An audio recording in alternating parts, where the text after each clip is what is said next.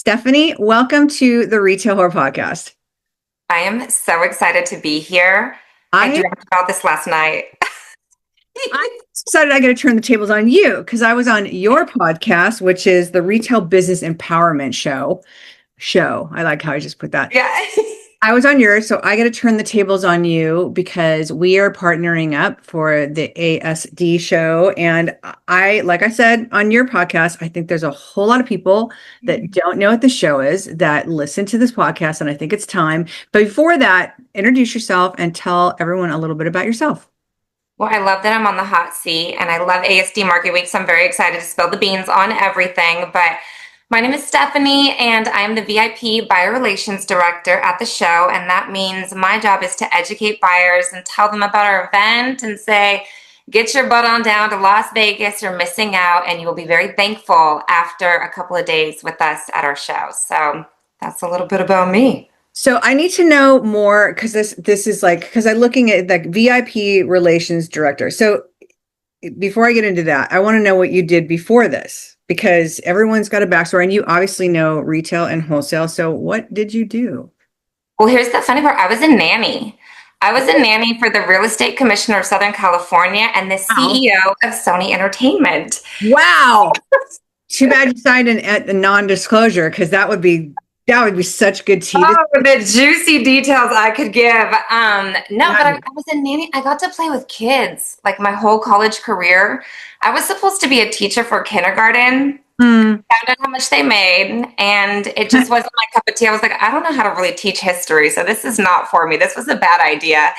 And at that point, you've already invested all your time, right? You've gone and you've paid for school and all that. So my older sister hit me up and said, hey, you don't really want to be a nanny your whole life, right? I was like, absolutely not. Help me. And she goes, I work for a company called Magic. Ah, Okay, like, what is that? She goes, it's a trade show. Sure. So they were interviewing for a spot to be a customer service rep for young contemporary and junior. And I had no business being in this interview. I had no idea about fashion, brands, nothing about retail. And I go into the interview, right?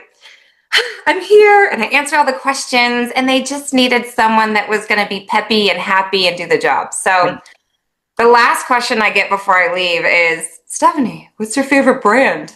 Oh, I said Gap. And I know you and I have been talking about Gap. Gap was my go-to apparel as a nanny because I needed just like regular chum clothes to go chase kids. And I got the job and there was no looking back. I've been doing trade shows now for 17 years. Uh-huh. Like, what a loser. Oh my God. I had no idea. I was so embarrassing. No, Gap back in the day was real. I mean, I'm hoping they come back again. They've got another new designer, and I'm hoping because it's like it was back in the day. It was like the brand, but that's hilarious that that was your drop. Who I really offended was my mom because my mom worked for Saks Fifth Avenue for 30 years, and she was the one that opened up the Off Fifth division, first one that was in Camarillo. And I think she would be beside herself if that's what I went in for. She would be like, all those years that I had you help me. That's what you came up with. Your family's like total like retail fashion. I mean, their sister being in Magic and your mom being in Saks Fifth Avenue. Which is your sister still with the Magic Show? She now works for Emerald, which is the company that oversees ASD Market Week. So we still work together and we ping each other and it's glorious. I get to bug her as a little sister all day long on Teams. Like, what are you doing? What did she do? What's her role at Magic? So she's more IT oriented. She works on Salesforce and making sure that the CRM system works and, keeps us all on our toes with pipelines and that kind of stuff. I love me Magic. I wish I feel like it's dropped down a bit, but I love that show. It's like it, I was saying to somebody that, my background, I've been in fashion my entire life, but so I've done gift shows and I've done apparel shows. And apparel shows, I've said it all along. I wish the gift shows would take a cue from the fashion shows because there's something about, I don't know if you went to is it the Action Sports Retailer, ASR, ASP, whatever, but Action Sports Retailer Those show. acronyms. ASR was the most fun show. It was skate, surf, urban, and it was, you walked in and there was pinstripers doing a car on the stage. There was stripper poles, Oh and there yeah. was in fashion in general, the shows, they're so loud and they're so theatrical, and there's so much going on. And then you get to the gift shows and it's like wah wah wah. I mean, Yeah. individual showrooms have, like, there's some individual showrooms that do such an amazing job, but by as far and large as a show, when you walk onto the show floor or into, although I will say Vegas show did step it up, like for the temporaries, they have a champagne girl. Ooh. Have you seen her? She's walks around, she has a dress on, but it's this big giant metal, it's like a, it's like under a skirt, like the hoops that you wear under a skirt, but there's all these little slots for champagne glasses, and she just strolls down the aisles, and people are like, "Oh, the champagne girl's here!" So it creates that buzz. But I really wish gift shows would take a cue from fashion, because fashion is loud and it's magical and it's just it's so good, and it's one thing that I wish that they would really take a cue from. So And it I'm evolves, right? Like that's the fun part. At Magic, when I first started, it was the downfall of streetwear. And streetwear before that, I mean, they had the double deckers and there was that music and the chains and the girls were walking out so cute with like no clothes on. You're like, oh, can they be walking in the aisles like this? But it was fun, to your yeah, point. And now I feel like we're just going through a renaissance right now. It's like, what's next? There's so much opportunity. It's just yeah, waiting that's for what I that really, chapter. I when you say walking down the aisle, I don't know how many people have heard this on the podcast, but when last couple shows ago, I did Magic, and they had, the urban show used to be upstairs. Like, they kept it out of the way on purpose. And they moved it down to the main floor when the show aisle started to get smaller and smaller. So they moved them downstairs. So the urban division, for those who don't know, it's like any rapper that has a line is there. And they all hire strippers Oh, yeah. do, to stand there and pass out cards. And I was dying that, because Mandalay Bay is where one of the sections for Magic. So you took a shuttle over. And Mandalay Bay is also where they have the big aquarium. And we're standing like outside where the bus drops you off. And it's also where everyone goes into the aquarium. And these two strippers out there, and they've nothing but pasties and a G-string on. And Oh, hey, passing out cards. Hey, come out here. And there is an elementary school that happens to be going to the the aquarium at the same time. So the kids, it's like Ferris Bueller. All the kids are all in a line, and all of a sudden you see the boys like, "Oh my God, look!" And all of a sudden you see the teachers like, "Come on, come on, come on!" Like hurry, rushing them through. But the urban show was out of control. Like, people would be like smoking blunts in the middle of the show, which I was like, "What is happening?" And that, I don't know at that point if weed was legal, or if it, but it was like the craziest, most fun you could have at a show. I met LL Cool J there because he had his line at the time, and you got to wait in the line to have a picture with him. So of course I was in that line, and then you got to like, well, I don't know if I was allowed to, but I did. I touched his bicep. I was like, oh, this is so good. And then you have to do the lip thing, right? And then you're doing this. They're like, this is my No, dreams come true. I didn't know I needed this. you did not. Oh yeah. I was like, ooh. And I was with my mom at the time, so she approved that we were good. Hilarious. So tell everyone, okay, one, what's the acronym for, what's ASD? What does it stand for? Because I'm trying to look it up more. What is It's like a little secret out there. So we've actually been around since 1961, and talk about the art of the pivot. We started as an Army surplus show. So it ah, used to be Associated Surplus Dealers, and it was okay. in Santa Monica, our hometown that we love, by a gentleman named Mr. Fletcher. And all of a sudden, it just kept evolving and changing, and no longer that the name didn't make sense for the community that it now serviced. So 10 years ago, while I was still working at ASD, we had an internal competition that said, what's our new name? What is the new face that we're going to rebrand? It doesn't matter. We entrust that it's going to fit appropriately this new world that we're now catering to. So it's affordable shopping destination. We consider Ah, it a market week. And basically, we've got 8 different neighborhoods of product that allows buyers to shop across the whole spectrum of the market, which is kind of cool. I had told you on yours that I had known it as an off-price show, which makes sense because I think that's last I went to it. And I remember, it's not as shiny as like, New York now, but there are so many. Isn't it like the biggest convention, wholesale convention When it show? comes to general merchandise goods, yes, and it's what I love about it is the most inclusive event you'll ever go to because it caters to all portions of the market. So you go and it's like your friends that are in the Midwest, right? Like it's super casual. There's some that like to doll up their space and you're like, wow, this is actually mid to upper price goods. But you're also going to find closeouts, or you're going to find an emerging brand who's just trying to make it and they're super cute. So it's a little bit of everything. It's that ultimate treasure hunt if you just don't know what you're going to find. I just did a solo to end the year on, and one of the things I had said was that everyone is, especially now with what's going on in tariffs and trying to find new things, and everyone's going to have to get very creative on finding lines that, new lines that possibly have a larger profit margin, so going, because all of us, not all of us, but I will say from me, from being in Fred Siegel, my old boss forced this on me, but I know that a lot of us as buyers, depending on what your store you're in, there's showrooms you look at and it's like, there's nothing there for us because it just doesn't look that great. My old boss, Michael Campbell from Fred Siegel, he's like, we are going in every single showroom. And it was like, good Lord, we would do that was in San Francisco show was going on. And we would like get to that show. Like, I swear to God, like as soon as the doors open, and we went in every single booth because it's those booths you wouldn't go into normally, that has like this amazing product that for us at Fred Siegel, it was so competitive because we were all under one roof. So like it used to be where we'd get to the gift show, and that's when it was like the big gift show when it was at LA Convention Center, and downstairs at Kentia Hall, and it was aisles and aisles, and I mean it was massive.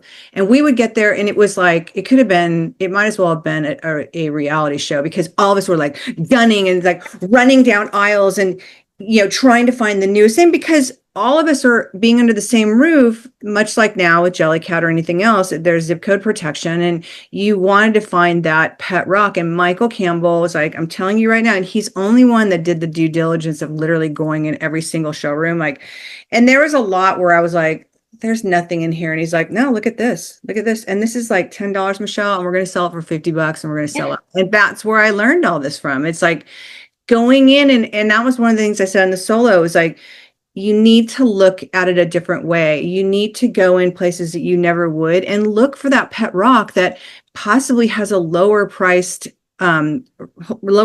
price than you're used to, and build your profit margin from there and still have your expensive, like nicer things. But, at that website I just told you about, I'm not going to mention the name, but it's like, they're doing a sale and it was amazing, but every single thing was $400. I'm like, okay, well, I don't live in that world anymore, like where that's what the normal pricing, but I would guess right now there's a lot of people that don't live in that world of being able to spend. So being smart with your profit margins and being able to find those gems in spaces that you would never go to. And that's why the show, where I was like so excited to partner with this, because I love this show so much. And it's like I said, the story I told on your thing is that we were at Magic because it crossed over one year. So you could take the convention. I don't even think there were shuttles for it. You took a taxi to it. And we were standing in the booth that was like a Barefoot Dreams knockoff. And it was just these yummy, mushy pajamas. And a lady was like, you guys, if you want to see, like, if you love this line, over at the other show, they have off price. And we were like, what other show? And she's like, oh, it's over, wherever it was.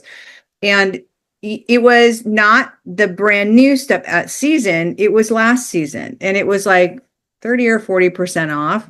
No one knows what the colors were last season to this season. So we actually brought both of them in and raised the lower priced item up to what the other one was and built in a huge profit margin.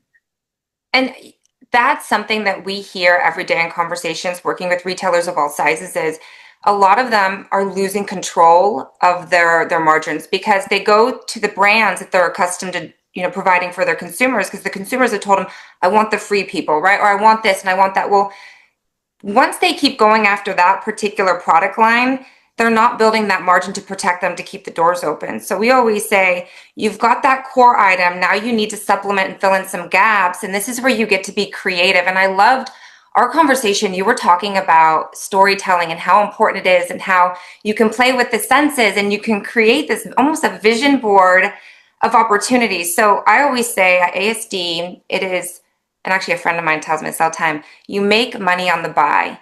And the more you're willing to put yourself out there and explore and say, will my consumers zoom in on this and this is an opportunity?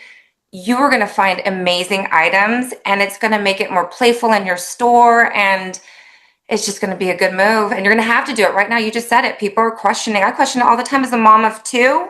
I'm not paying for that, but that I can handle. That I can swing, but not the 300, not the 400. I can't do I it mean, unless I love that's it.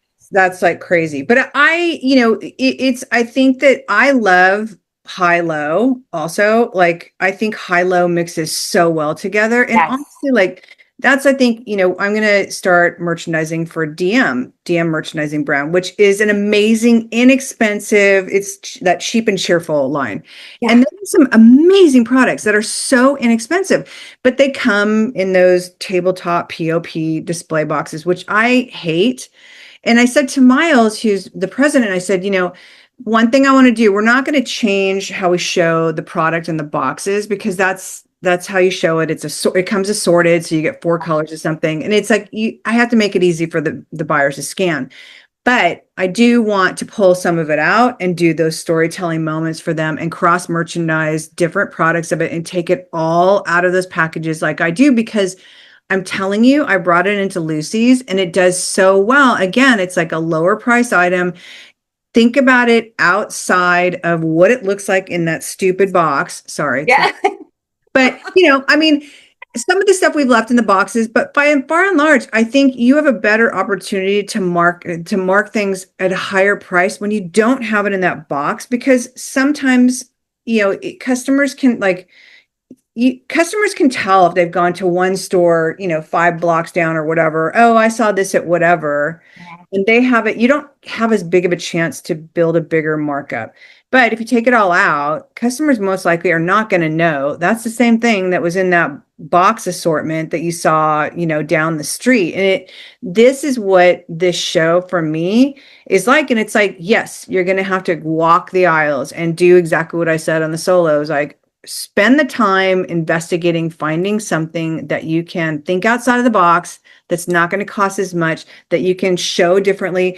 And once it's out of the package and it sits with other high-end products, no one knows. I mean, that's the beautiful thing about it. And it's interesting. I mean, we have perfect. I'm obsessed. There's a line. It's a mother-daughter duo, and they created a line called Jana's Flannels. And Mm, they're custom made, they're acid wash, they're artists. So none of them look the same, but they have cheeky sayings on it, right? Like they curse like sailors, and it's love super it. fun. So they have the flannel, which I'm a flannel lover. I'll take it all day long. That, Uggs, and a trucker hat. Let's call it a day. But they also do Like the the cool mom. yeah, cool mom status. But they also have the hats too. And you wouldn't think that you would find them at our show, but they've got a 10 by 10 and it's brilliant, mid range. It's perfect, a perfect because it's one of a kind. And I think that's an element too. As a consumer, I don't see this anywhere else. They don't look the same. I want that. It's worth me purchasing it. So, like, that's a gem that, and you have those all throughout the aisle. So, you have to explore.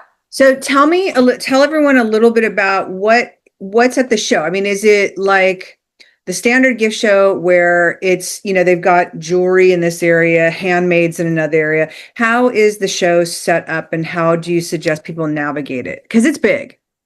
It's so big. So definitely do the prep work. You can do exploratory. We have a vendor preview that highlights some of the key items that are going to be there. So I always say, like, check in on the website. There's stuff to help guide you in the process, but we conveniently put everything in 8 neighborhoods. So if you're looking for toys, there's a toy neighborhood that you can go to, right? And that's going to have more of your newer items, what's trending, what is hot that you should put into your stores.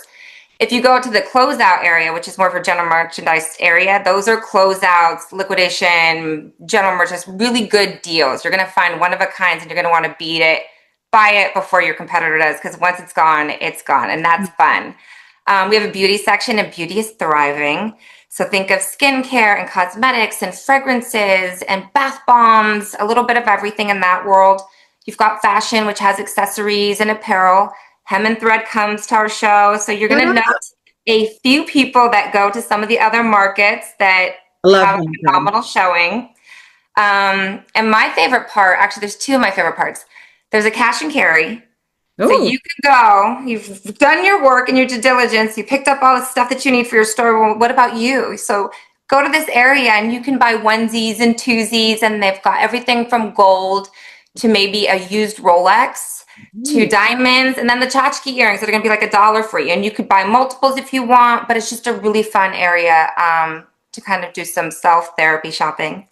And then my other favorite one is Source Direct, and that's the international pavilions. We've got Brazil coming in a great way. And last show, they had beautiful porcelain plates, they had pet products. So we have a little bit of everything. It just depends on where you want to start your journey and where it takes you. With the international air venue, like I have to wonder because obviously the tariff situation. So how is it it's just there it's going to be what it is by the time because it obviously is changing and what that's been the challenge is everybody it's like one day it's this much and then like I feel bad for India because I was working with Loyal West, which is the Maya brand, and we were going to roll out their new Yellowstone collaboration. And literally, we're talking about it. And I think I gave them the bid. And literally the next day, the tariff was 150%. I'm like, well, there that goes that. So the rollout still happened, but it wasn't like this big ta-da thing, but it was so sad. But it's literally in the beginning, it literally changed on a weekly basis. So how do the manufacturers, the international pavilion, how do they handle that? Is it just to be determined when it ships? It has been such a roller coaster for that space. We actually have an international team that goes out and they work with agents and they navigate all these waters. Like they talk on a weekly basis and they're making sure that the people that do come in within that pavilion, they're very much able to adapt, adjust, and work around certain things. So there is a portion of the pavilion where China manufacturers, they actually have distribution houses in the US. Ooh. And that changes the game a little bit, right? And then you have a source teak area where all of a sudden you don't have to buy a container. They can actually make it so those orders are much more manageable, especially for a boutique or smaller independent retailers. So it's always changing. The great thing is that we have true professionals that speak to the agents on a weekly basis and they can help guide you and say, as of today, this is what it's looking, but you should still start entertaining some of those partnerships because you don't know what the next month is going to look like, but you do want to see what kind of product they have, what's the quality, what are the terms and conditions, and it just gets you a leg up when you do think it's the right opportunity. The international thing and bringing things in container. I know that's one of the things that Maya does. And one of my stores, she was saying because of the deals, explain a little bit of how that works because I don't know a lot of stores that can bring in that much, but some people share containers. I have hiccups, sorry. We're Um, so excited talking about international. That's what it is.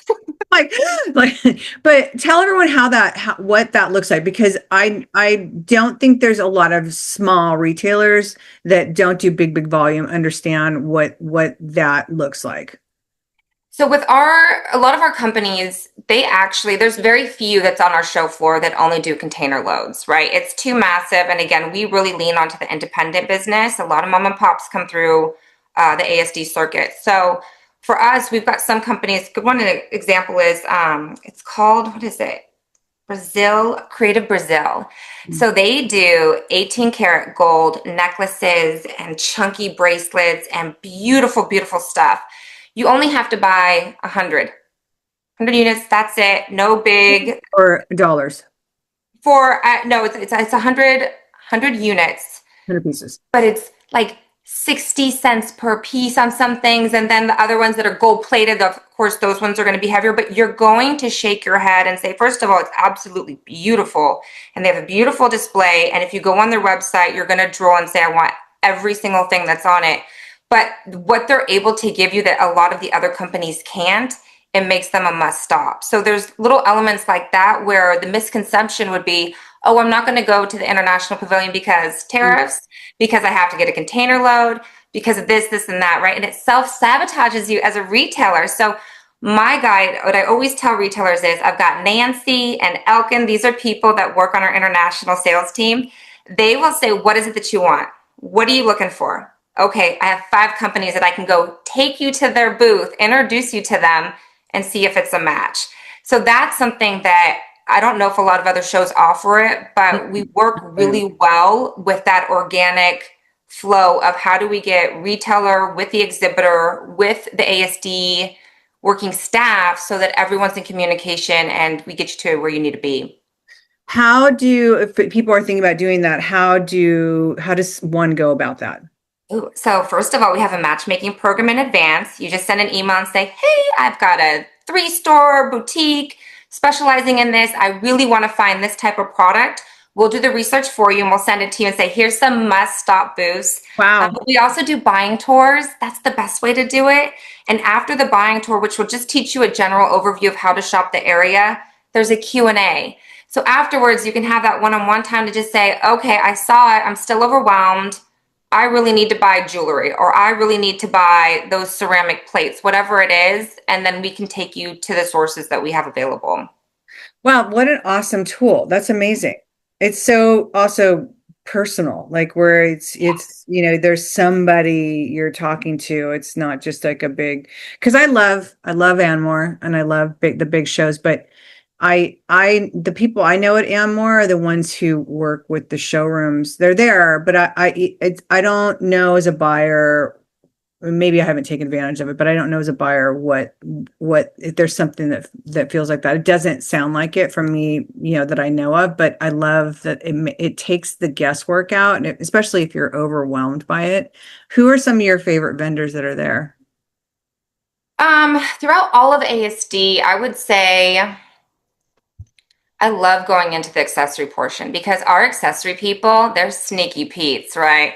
You go to their website, it's locked. I can't see anything and they don't really market. So when the show opens and you just walk in that department, you see every trend coming to life and it's almost like it's the first time and there's colors and there's variations of sizes and stuff like that. So I always love just starting there. There's no one favorite. I just enjoy the process of walking up and down the aisle and just seeing what's going on. What are the tchotchkes? What are the ones that are silver or gold? Or where's the bangles? Or what sport affiliated accessories are there? Like there's just so many things to look at. It almost sounds like, have you been to Joya? No. Canada? No, Joya. Okay, so, and I got poo-pooed for giving this, Oh, but it's like I believe in, like, everyone should have access to. I don't think it should be like secrets should be held in our industry. I think that whatever's going to help the retailer, I think everyone needs to know. So Joya is a giant. It's like a supermarket. It's a massive accessory store, and it is literally a supermarket that you walk in and it's K beauty, it's shoes, it's hair accessories, like rooms full of hair accessories, like jewelry, like it's like a grocery store. So it's gondola after gondola after gondola, like miles of every kind of hairband, every kind of headband for the holidays. It has something, every kind of like beaded, or all the little hair clips in the fruit. It's every single kind of jewelry you've ever seen. I mean, it's insane, and everything is like $2, $5, $6. So I told people, I was talking about it on the solos, that these are the things why I'm saying you need to like start looking around and start looking at other options to buy to mix in with your higher end. And that Joya store sounds kind of like the accessory area where it's a lot of vendors from China. And again, like, don't judge a book by its cover. Look at it out and think about what it's going to look like if you take all the packaging off it, because a lot of it's 14K vermeil. I don't even know how to say that word. Vermeil, whatever. But you take it out of like the inexpensive, like little, and some of the carding with some of the China lines, I will say they've gotten very good at their cards. Their carding is very cute and sweet, and there's like little sayings on it. And it's like you take it out of the plastic sleeve and it sits with some of the other carded stuff, but some of it is janky. And it's like Yeah. if you take it for that value, you're gonna lose the idea of it. But if you look at it and you think about it, like where I could take, oh, I'll show you.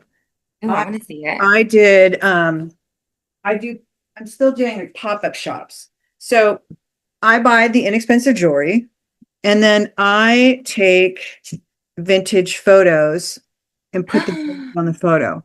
Oh, how cute. Not like the dumb, inexpensive little card that they do. And this gives it more of a special feel. So these were like $3 and I'll sell them for 20. And that because it's off the card and because it has something that's a little bit more personal and special, that you can get the 24. And that's why I love the idea of partnering with you on the show, because it has so much value that I feel like a lot of us are just like, or people are like, I'm showed out, but this is in Vegas. It's easy to get to. It's easy to stay. You can do it.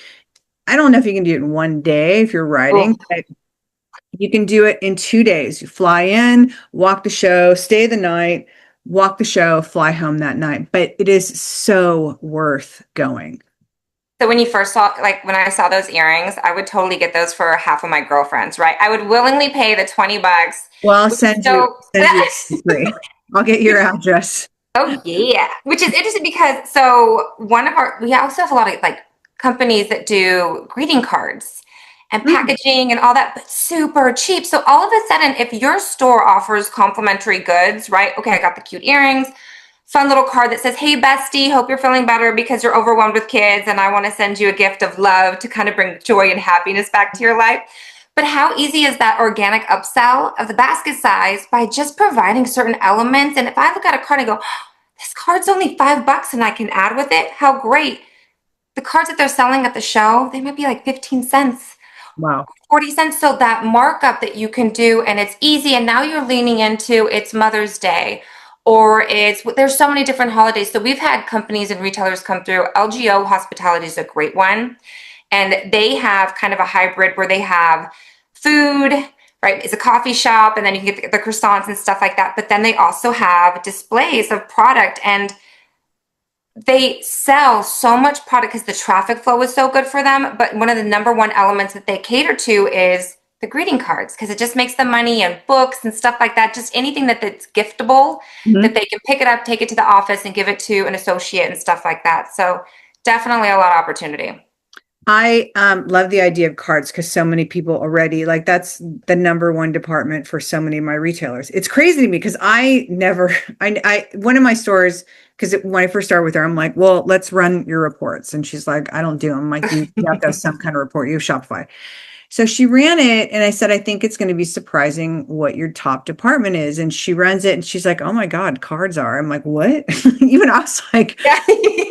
now watching Curious and watching Cursive in New York and with the stationery show and like all how many different card lines, Rare Form in Chicago, like how many different card lines there are and how special they are and like how much they sell. It's crazy. I mean, it is mind blowing to me. And to know that they have like these departments. The other thing that I love about, because I saw a lady doing this at Joya, is that, those like inexpensive shopper, a lot of them have a heat press design on it. And I think they're like $2 or something like that. And they're cute. They have like a hard bottom. But a lady was buying a ton of those to do as giveaways for her Mother's Day event. She's like, oh, we're doing all these. And it's like, if you spend $100, you get this bag for free and plus something else she bought. And for incentive for, doing giveaways and to do some kind of event again, because I think a lot of retail is going to be about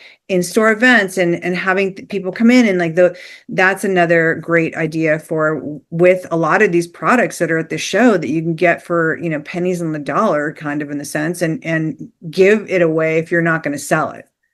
This is such a great topic. I was talking to Bob Negan over at Whizbang, and we brought this up in-store promotions, how to get the traffic into your store, and it doesn't have to be a lot to do it, right? So that is a great opportunity at ASD Market Week for sure. You can find really fun, creative things that you could put in and you can promote and say, come on and come out to the store and see us. And while you're here, you get this, but also look at all this other amazing products. So a lot of opportunity there. And what was the one that you just recently did? You just remodeled a store and you just put it up on LinkedIn and it had the popcorn things.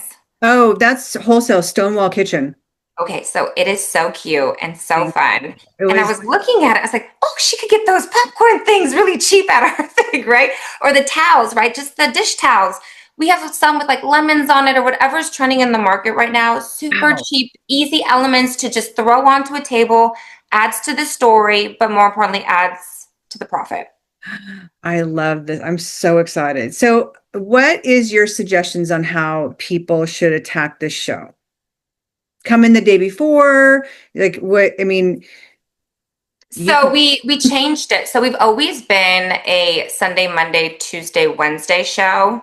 This is the first time we're doing a Tuesday, Wednesday, Thursday format, which means the hotels are hopefully going to be cheaper. From what I've seen, you can stay at the Sahara for like $50. It's great. There's the monorail. It'll drop you right off there, which is great. But I would say connect with me or one of my team members. We want your first experience to be so delightful.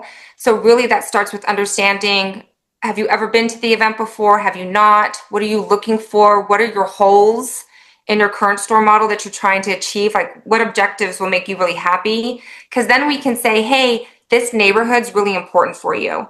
Or here's some exhibitors that we think are going to be great starters for you until you get a little bit more confident on the floor. Here's some sessions that we think you should hit up, or here's some buying tours. So we can help map it out so it's not as scary. If you're intimidated of talking to any of us, I would say go to the ASD website and just look at the vendors first. And then whatever your core market is that you want to shop for, start there. Start in that neighborhood and then venture out and see what else is going on that might be beneficial. in the convention center, what part of the convention center is it? Because I'm trying to picture because it's been redone, correct? No more construction. We got a facelift. We're looking all amazing and fresh, which is great. So we are so if you go to the grand lobby, it sits right between Central Hall and North Hall. So all you have to do is go through those doors. Once you do, you're going to see a networking hub that's going to have sessions and it's going to be a place where you can meet and greet some of your friends. From there, you get your badge and then you just pick which hall you want to go into. So if you're more of that fashion, beauty, and you want to check out the international peeps while also going to do a little bit of accessories, you would go into North Hall.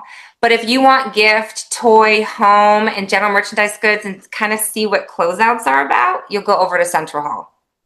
And I will say this because I do remember it's very busy and it's the show reminds me, I know this dog is going to start barking. I could hear her barking in the kitchen. She's demanding, and I don't know if she's going to do it right now, but but one thing what I loved about back in the day when the gift show, like when I was saying Kentia Hall, there's such a buzz of, Fred Siegel used to say, energy creates energy. And Yes.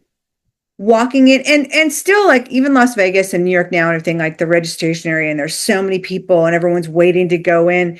And then somewhere along the way, it just starts to kind of, it's not, you go on floors and it's not as busy and it loses that energy. And it's the one thing about doing a show that's only in a convention center that's that big is there is so much energy and there's so many people. And sometimes it's a little much. Like I forget what booth I was in at Magic, and there was so many people. I mean, it was insane. And I was like, I'm just going to come back. I can't even deal with trying to go elbow to elbow to people to try and get somebody to scan my order. But there's something about that energy, though, that is so exciting, and it makes you want to be there, and like that energy of business and retail, and what the shows feel like when they're like that full and that busy. And your show is very much like that. It's the discovering items that you just didn't think were in the market. I think that's the energy. You're like, oh, this is awesome. And I didn't know it existed. And now it's in front of you and you get to explore it a little bit. Like we've got, there's 5 companies coming in from Brazil that do more of your sparkling mineral water. There's cookies and there's the We have a acai gourmet food section. stuff. So there's food that's going to be there too, food and beverages, right? And it's like, but you wouldn't think about that. You're like, I'm thinking accessories, I'm thinking towels, I'm thinking this and that. And so when you discover a large group like that, and then there's a flavor about it where it's like, come taste Brazil, right? So now I'm fancy because I'm international. But you'll get to you'll get to taste it, you'll get to see it. So there's just so many elements of surprise. And don't you want that experience for your customers when they come into your store? You don't want them to be bored by the try and true. You want them to say, oh, I haven't seen this before. And like, let me pick it up and destroy this whole vignette that you've worked so hard on. Right. It's definitely don't pick that up, please. Don't. Yes, I know I'll put that. it back. I know that well. One of my showrooms takes pictures of all the displays, and at the end of the day, someone has to put it together because we as buyers, Peking Handicraft, it was hilarious. That it's just pillows and they're just lined up. I would do them by color or whatever, and finally one of the guys is like, I wouldn't even worry about that because honestly, the buyers just take them all off the shelves and throw them on the ground and see what they're going to look like in their store. And he's like, and we never know how to put them back. So don't even, I was like, wow, that just shaved off a full day for me. But it's true. Like we like touching things but it's hilarious when you see it happening. It's like, Oh, I look at other people, I might give them side eye, like, you better put that back. And if not, you better buy it because the buying option's much better. But if you don't put it back, you know that there's somebody that spent a lot of time trying to put it there. yes. Okay. So I had a question and now I've forgotten it already. So with all the departments, you named off some stuff that I was like, I didn't even think about. So do you have tabletop? Oh, yes. Tabletop, linens, apparel, jewelry, toys, gourmet food. Do they have a gourmet food section? We have a gourmet section. Yeah. So, I mean, when you think of every category, there's even, and I don't know how we have this, there's like machetes, there's flags, there's lawnmowers. I mean, That's some of the stuff. That's some of the stuff where I think the buyers are gonna be like, and don't judge Yeah. it by the cover, you guys. It's like walk right by it. But that's also some of the charm of this show is like how random this stuff is. And take a selfie because guess what? Social content. What a fun picture that you could put like, hey, I'm at this show and here's this like My machete coming right? in for spring 2026. But that's free content for you and have fun with it and playful. And then you'll go a few rows after that and you're going to have outdoor camping stuff or like the Stanley Cups, right? They're the knockoff versions that are going to save you a lot more, but they're fun colors and they're in tune and it's going to help somebody feel like they're dressing themselves up just through their cup. There's so much stuff. Camping section?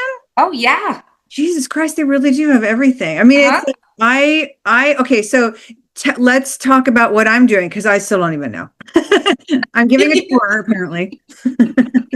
I'm going to break it down for you, Michelle, because this is going to be so pivotal in people's success. And what we understand as like an organization is that we really need experts, not people that just write books and stuff, but people that are on the floor, finding things, curating, the ones that do, right? So that you can speak on your experience and say, you know what, I've helped a lot of stores and here's how I've done it. So you're going to be featured at the stage. We're going to do a 30-minute session. We're going to be, I think, having pictures of people's stores beforehand. So you can say, this is how you solve the problem, right? Okay, love Real it. life solutions. And then after that, there's going to be a very limited amount of slots, but we're going to do a private tour and we're going to map out some really amazing exhibitors to put everything together. I was saying, how do you curate a blend, right? And tell a story by going to these companies and then seeing how that all prices out of how much money you can save simply by adding the show to your roster and opening up your mind to maybe putting new vendors into your store. So I think it's going to be super fun, very informative, and I think it is going to blow people's minds of this is a resource. 100%. Like I said, I've been shouting from the rooftops ever since talking to you. I was like, oh my God, I completely forgot about that show. It's like I'm gonna actually stay and do it for Lucy's. Do they have regional stuff as well? I think so. They must. I mean, it's like tourism stuff. Like they have Yeah. to. Oh, totally. Yes. And they have a lot of private labels. So, like, if you want something very specific to your storefront, location wise or whatever, I mean, they will, there's a lot of opportunity for that as well. Oh, I'm so excited. So I'm going to be both there working for you guys, and then I'm also going to stay and do working for Lucy's because as an actual buyer, because I do find this much value in this. And it's like I said, I myself, even as a buyer, there's been pushback. One of our stores is in a very high-end area, and we've had no pushback. And it's like to the point where they are 40% up over last year because they never had some of these products in the store. And they're selling so much now, we're having to send it from the other stores that aren't selling it as fast. And some of the pushback in those two stores are, it is more expensive. It is like there's no way of getting around it. And it's like I always tell people, you need to beat a 2.5 markup no matter what, because you have to build in freight and all that. And I think some people, they were one of them that were so used to running things on a 2.0. And I'm like, you can't afford that, especially now with tariffs. That's automatically your prices are going up. And there's people that are like, we're going to shield our customers from the tariffs. Like you can't afford to. You can in the beginning. There's a few wholesale manufacturers that are doing that and doing it well, but that is not sustainable. Like you can't. So to be able to go in and do this show and find stuff that I can fuse in and also again merchandise it with like higher end where the two create a story and it doesn't give people sticker shock from the other stuff. And I have a profit margin built into this, but it's still less than the other one, but they merchandise perfectly together. That's what I think is going to be the key to a lot of retailers' success in the next year. You have to change the business. Yeah. It's like the world has already told you you cannot do it the same. I had an interview with Tony from the buying agency maybe about a year ago, and he used to work with Kitson. And he Oh, said, please believe when I was first buying, he goes, Kitson would have all their branded stuff. And he goes, but we didn't make the money off of the branded stuff. He goes, we went to ASD, and that's where we learned, to your point, layering in product that makes sense. It's complementary. It doesn't confuse the consumer, but it yeah. certainly makes those profits go up. So I think that you're going to be very, very successful in your endeavors. And I will be like your annoying shadow. Going, Shoo, what did we find?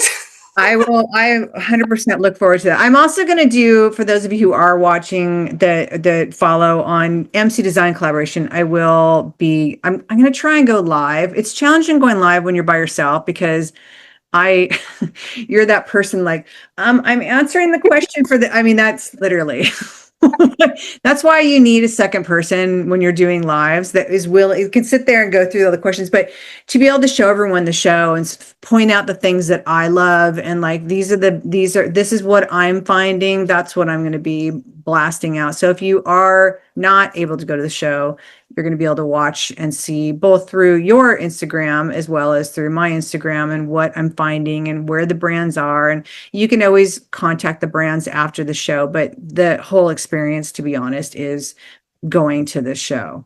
Oh, yes, the Super Bowl.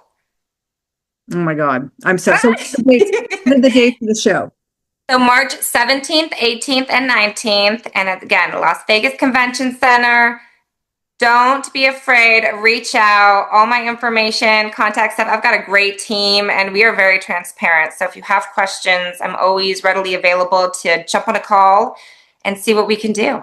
We'll have all your information in the show notes. And then, oh my God, this is what happens when you get old. Like literally it's right there. And then now it's gone. Wow. Okay. So thank you so much. We will have all the information in the show notes and you can register online. You can register online. It's super easy. Or again, just reach out. I'll sign you up and I'll make sure you have everything that you need so it can be a successful event. You're gonna have to register me. Oh yeah, I think I already did. I'll already be there, but I need you to register me. Thank you I so. got you, girl.